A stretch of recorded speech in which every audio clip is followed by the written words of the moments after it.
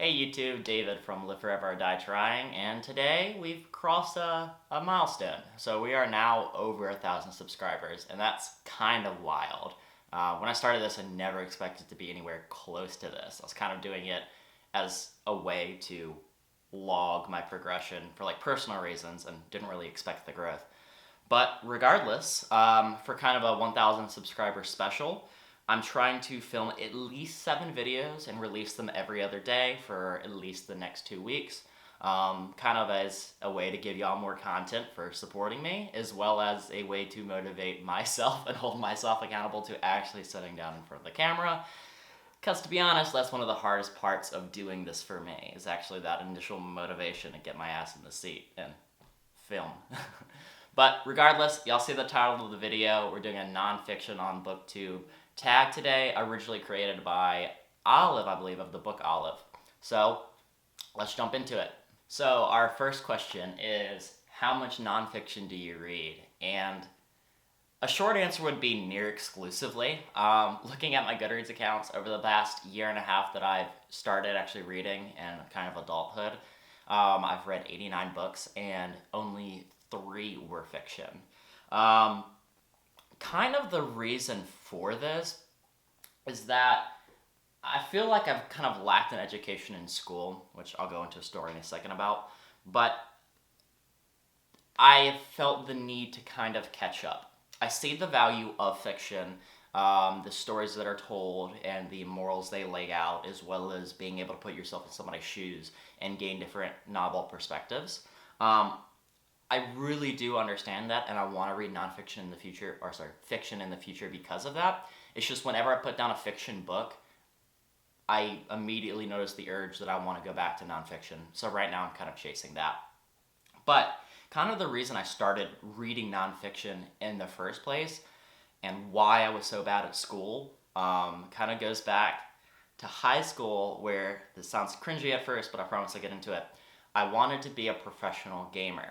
Specifically, I was playing League of Legends. Now, I picked up that game as soon as it came out, so that was like 10 years ago, maybe a little less, but picked that game up originally, and I actually had climbed into the top 5,000 players of 78 million at the time that I was pursuing this. Because of this, the esports scene was just starting out at the time, and I was just getting into coaching. I ended up progressing to the point that I was the top freelance coach on the top website for coaching at the time. This was around season 2, season 3, if you're familiar.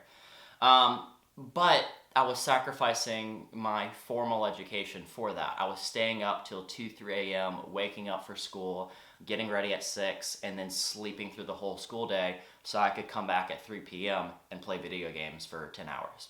So I really butchered my school experience chasing this dream. I was pretty close too. We were looking at contracts with a few gaming teams, looking at Riot for actually doing playtesting work and stuff like that. And then my dad kind of sat me down one day and was like, hey, we have this family business. Are you going to be chasing this dream? Or are you going to stay here? That was kind of a wake-up call for me. I realized kind of how unstable a career in esports could be. You know, you could go get on a team for a split, and then they could cut you if your team did bad. It's a lot of expenses, and it was kind of a pipe dream. Like, sure, you could make it, and it could be really good, but it was so many what-ifs that I just kind of stepped back from it and then quit gaming entirely. How does that relate to nonfiction reading? Well, at the tail end of the coaching, I was getting away from freelance coaching individually and starting to coach teams of 5. And in season 3, a lot of the teams were getting pretty good, and they were trying to look at how to improve the players' physical state themselves, not only their in-game gameplay. They were looking at L-theanine and caffeine and modafinil and smart drugs, and they were looking at meditation techniques to reduce tilt and emotional responses to certain in-game events.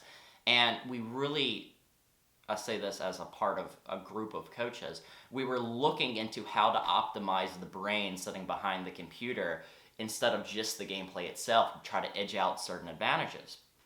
And that led me to the realm of biohacking and nootropics and smart drugs. Now, disclaimer, we treaded very carefully because you don't want to just give people like drugs, but obviously we're looking mainly into like meditation and like caffeine and like, what have you. But we were looking at it from like a scientific approach, like does this actually increase performance or is it just subjective? So when I quit gaming, I still had an interest in like this enhancing performance of the mind type of thing. And that simmered down when I stopped coaching, but before I started reading. And as soon as I picked up reading again, specifically reading VSS Ramachandran's Phantoms in the Brain, it really kind of restarted that fire and rekindled that interest in self-optimization. So yeah, that's kind of why I read a lot of nonfiction right now. Question 2. What kind of nonfiction videos do I currently make or want to make on YouTube? And right now, I'm making a lot of the core content, so like wrap-ups and stuff like that. But to be honest, I want to kind of spread out from that and do a few novel ideas if possible. So reading by topic is something that I kind of want to do that I don't see a lot of people doing, as well as kind of experimenting with other things books can provide. So if I can find books that, teach you a skill and then try to learn that skill and take it into real life, or read books about a place I'm traveling to and do like in-person vlogs, I would love to make that kind of content. And I've kind of started with that on my longevity video, but from what I've noticed, the SEO is really bad on that. It has way fewer clicks than what my normal videos do, probably because of keyword tagging. But it seems that the people that do watch those videos are more engaged. So hopefully as the subscriber count grows and I rely less on the search engine and more on the people that are coming just for the content I'm making, hopefully that turns around. So I'm not giving up on that idea. It's just a trend I'm noticing right now. All right, question 3, which is, what's my favorite subgenre of nonfiction? And if you've watched me for a while, you know I have a very diverse taste. I read about psychology, neuroscience, sociology. I read about history. I read about philosophy. I read about African American studies and civil rights and mass incarceration, meditation, travel, nature, you name it. But you've probably noticed a trend. A slight, maybe a third of my reading is like biological human sciences, so like anthropology, the neuroscience, basically how we work as human meat suits.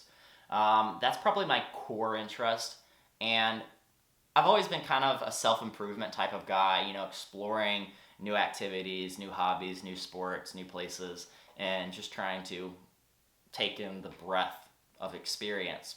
And I feel like a lot of these books are the true self-help books, like the books on biohacking that talk about how to improve sleep. That's a scientific approach on how you can actually make a difference in your own life. And to me, that tangible, kind of actionable content is the cornerstone of my reading. Question 4. What is my favorite nonfiction book? And I feel so bad for answering this with a, in my opinion, basic answer, but it has to be Sapiens by Yuval Noah Harari. And you see this on so many people's top books, and that makes me not want to put this on mine, but it's a good book. It's so easy to get into. This was one of my first 4 books I read in my adult reading career, and it just sucks you in. It's interesting. It provides a framework on how to view the past of human existence. Prior to reading this book, when I was thinking about history, I really only had a scope of like 2,000 to 3,000 years about events that actually happened. And reading this framework on like the evolution of the human species gives me a much larger breadth and literally changed the framework on how I view how we came along.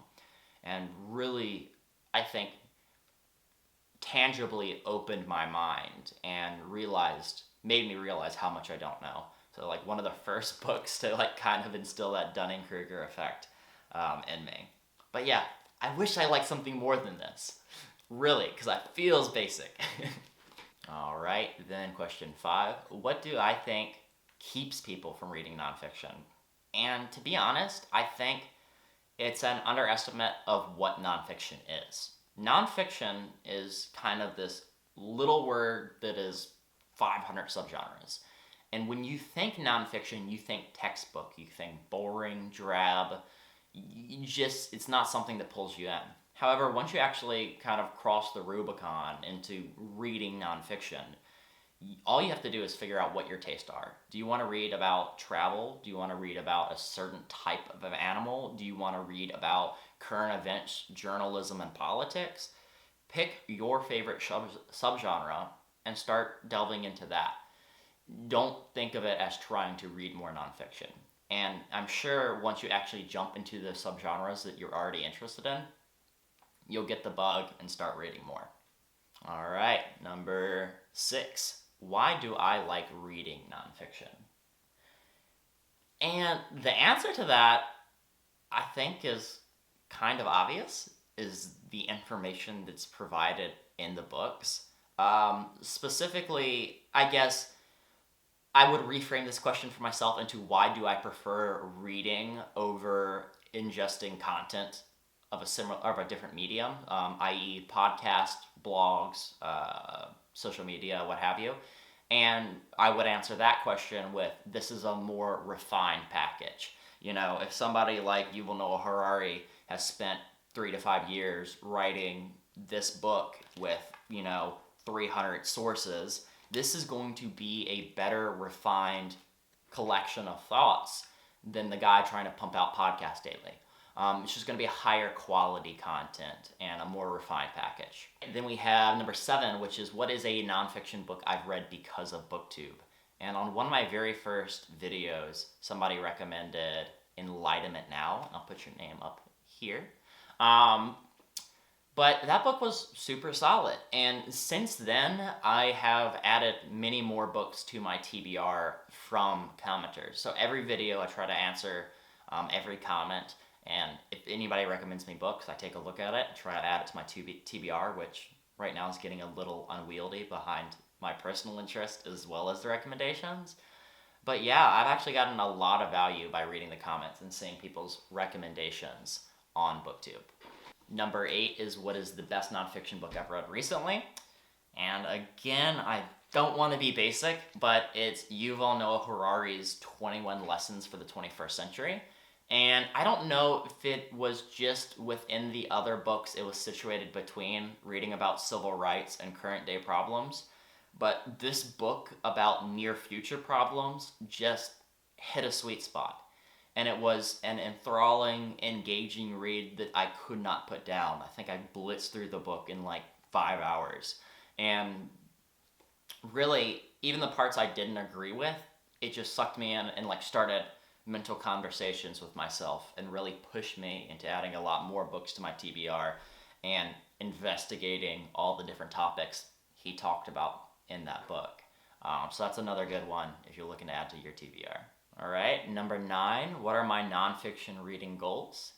To be honest, I don't have a lot. I try to keep it simple, trying to read 1 book a week just to keep me going. And I don't really put any more goals on top of that because I really try to balance my family business, working 50 hours a week, my personal life with my relationship of 3 years, which we're starting to move in together now, and personal hobbies, sports, physical activity, and then, just in-state travel right now. So I really do feel like I have a lot on my plate, which time is a very valuable resource for me. So I want to keep my goal simple, which is kind of get me to actually sit down with the book. And I don't want to make it such a big goal that the first step of the way that I fail at, which will inevitably happen, that I give up because I know there's no catching up on a series of goals for my reading. Hope that makes sense. Then 10, what would I recommend for incorporating more reading into your reading diet? And I'm going to circle all the way back to that question earlier, talking about finding your interest. Just try to ignore the branding problem that nonfiction has. Figure out what you want to read, and then delve into those topics. Specifically, look for shorter books first, or books that are told more like a narrative than a dry science. So if you're interested in neuroscience and psychology, read Ramasandran's Phantoms in the Brain. Don't read a medical study. Read something that has more of a storyline to it. Similarly, if you're interested in nature or plants, read something by Michael Pollan, or any of these other kind of pop science books, if that's the field you want to get into. Don't try to go for the drier text first. Then finally, we want to recommend some channels that need to do this tag. So I'm going to link those in the description. I think I got 10 or so. But yeah, check all those channels out. Those are channels that I watch personally and are great individuals making really good content. So yeah, this is the first video of at least 7. I'll be sitting down in this same shirt, filming some more today. So in the upcoming videos, don't judge me too hard for that. Same day, not same shirt. But yeah, I'll see you guys around.